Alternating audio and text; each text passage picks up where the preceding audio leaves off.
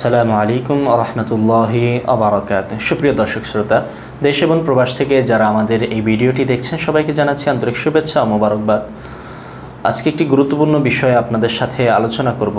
আমরা যারা নামাজ পড়ি জামাতের সাথে মসজিদে, আমাদের অনেক ভাই আছি, আমরা ইমামের সাথে যখন নামাজ দাঁড়াই, ইমাম যখন আল্লাহু আকবার বলেন, আমরা তখন কান পর্যন্ত হাত উঠাই ঠিকই, কিন্তু আমরা আল্লাহু আকবার এটা মুখে উচ্চারণ করি না। আপনারা জানেন, প্রথমবার তাকবীরে তাহরিমা বলা, ইমাম সাহেব যখন নামাজ শুরু করার আগে আল্লাহু আকবার বলেন শুরুতেই, এটাকে তাকবীরে তাহরিমা বলা হয়। এই তাকবীরে তাহরিমা বলা ইমাম মুক্তাদি সকলের জন্য ফরজ। কেউ যদি এই তাকবীরটা না বলে তাহলে তার নামাজ হবে না। ইমাম সাহেব যদি এই তাকবীর না বলেন তাহলে ইমামের নামাজ শুদ্ধ হবে না। মুক্তাদিরা যদি এই তাকবীর না বলে মুক্তাদির নামাজ সহি হবে না। আপনি যদি একাকী নামাজ পড়েন, আপনি যদি এই তাকবীরটা উচ্চারণ না করেন তাহলে আপনার নামাজ হবে না। এখন আমাদের অনেক ভাইয়েরা আছি, আমরা যারা জামাতে নামাজ পড়ি এবং ইমাম সাহেবের উপরে সমস্ত দায়িত্ব সমস্ত ভর দিয়ে দিই এবং মনে করি আমাদের আর করার কিছুই নেই, আমরা শুধু বসে থাকবো, চুপ করে ইমাম সাহেব যা করে আমি তাই করব। এই ধারণাটা ভুল। আপনারও কিছু দায়িত্ব কর্তব্য আছে। ইমামের পেছনে নামাজ পড়ার কারণে আপনার শুধু কেরাত পড়া, সূরা ফাতিহা এবং সূরা ফাতিহার সাথে সূরা মিলানোর এই দায়িত্বটা আপনি দায়িত্ব থেকে মুক্ত হবেন, কিন্তু বাকিগুলো আপনার করতে হবে।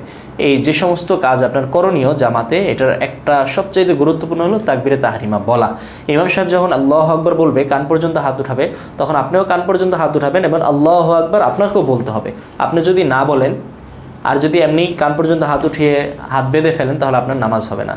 অনেক মুরব্বী, অনেক চাচাদেরকে দেখা যায়, অনেক ভাই দিনদার ভাইদেরকে দেখা যায়, তারা আল্লাহু আকবার না বলেই, ইমাম সাহেব আল্লাহু আকবার বলছে তো তিনিও আল্লাহু আকবার বলে কান পর্যন্ত হাত উঠিয়ে, আল্লাহু আকবার না বলে কান পর্যন্ত হাত উঠিয়ে নামাজ শুরু করে দিয়েছেন।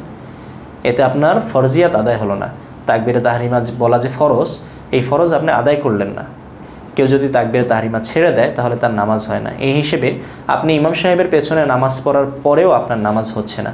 তো সুপ্রিয় ভাই এবং বোন, আপনারা অবশ্যই এই বিষয়টা খেয়াল করবেন। যখনই নামাজে ঢুকবেন, প্রবেশ করবেন, চাই একাকী নামাজ পড়ুন কিংবা ইমামের পেছনে, অবশ্যই আপনার তাকবীরে তাহরিমা এটা বলতেই হবে।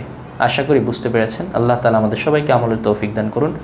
ওয়া আখিরু দাওয়ানা আলহামদুলিল্লাহি রাব্বিল আলামিন। আসসালামু আলাইকুম ওয়া রাহমাতুল্লাহি ওয়া বারাকাতুহু।